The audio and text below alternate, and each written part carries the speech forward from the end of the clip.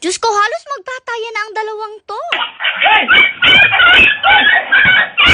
Ganito nga ang ganap ng ating mga aspins dito sa kabila tuwing umaga. Basta after talagang magsipasuka ng ating pack members, sila na nga ang bida dito sa off-leash area at sila na nga ang off-leash dito. Bali, dito nga sila naglalaro-laro tapos syempre dito rin talaga sila nagpapati kaya very good rin nga ang mga to since hindi sila basta nagpapati kung saan-saan. Tapos tingnan nyo, sumasalubong nga sila sa kanilang mommy and alam rin nila na time na nga para kumain kaya nanghihingi na talaga sila at nag-aabang ng food nila. Magkakasama na rin nga pala sila lahat ngayon, kasama na rin nga nila itong isang puppy na to na si Jack since medyo magaling na rin talaga siya. Hindi na rin naman siya masyadong matatakotin ngayon at nakikipaglaro na rin naman siya sa mga puppies ni Mama Fiona, which is a good thing. Eto na nga si Mother, naghanda na nga siya ng breakfast nitong mga puppies niya. Bali syempre tig-iisa nga sila ng mga pakainan dyan. Tapos isa-isa na rin nga niya nilagyan ng mga dog food habang itong mga to antay na antay talaga si Brindle, talagang bidang-bida may pag-akyat pa. Binibigyan din kasi talaga nila si Brindle ng time para makipaglaro nga dito sa mga puppies na to kasi nga gustong-gusto talaga niya yan. Nag-iiyak-iyak kasi talaga siya pagkapasok kasi nga gusto niya makipaglaro dito sa mga puppies ni Mama Fiona. Hinahayaan naman natin siya para syempre may interaction din nga siya with other dogs since alam niyo naman na hindi pa siya nakikipag-interact masyado sa ating pack members. Syempre pati si Mama Fiona binigyan na rin nga ni Mother ng pagkain at alam niyo ba nakakatawa itong mga puppies niya. Kung kumain kasi sila, ayan mga nakadapa. Ay grabe, parang antatamad, diba? Pero sabi nga ni Mother siguro daw ay nabababaan sila sa pakainan at dapat talaga elevated yung mga pagkain nila at gagawin nga daw ni Mother yan ng paraan. Sabi rin nga ni Mother dapat daw siguro pati pack members natin elevated yung mga pakainan para hindi sila masyadong tungong-tungo kung kumain. Kasi imagine nyo nga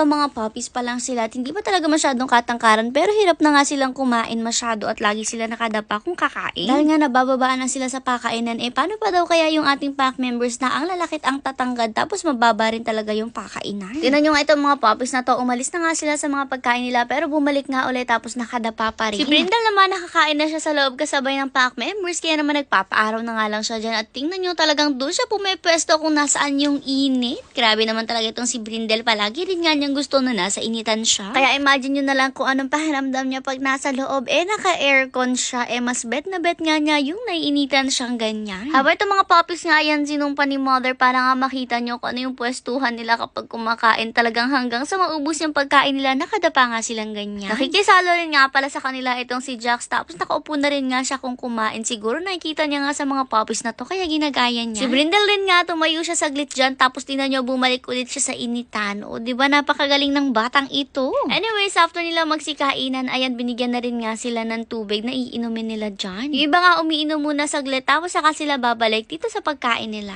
In fairness naman kahit medyo matagal nga silang kumain, nauubos rin naman nila lahat ng pagkain na binibigay ni Mother sa kanila. Si Brindle naman tingnan nyo mukhang inaantok na nga dito sa may initan na talaga nakahiga na siya. Mukhang dyan na nga niya gustong tumira.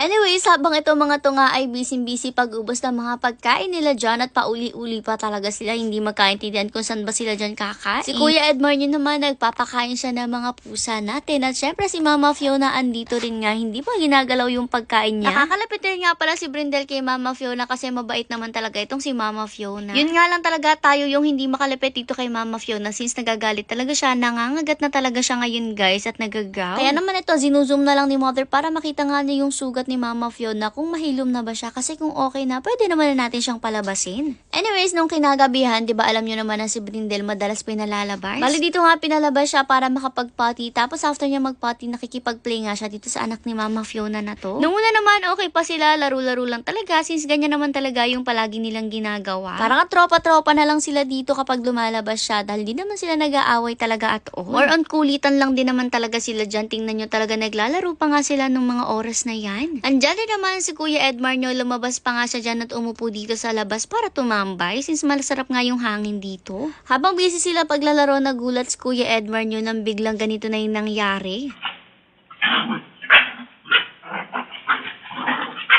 Uy!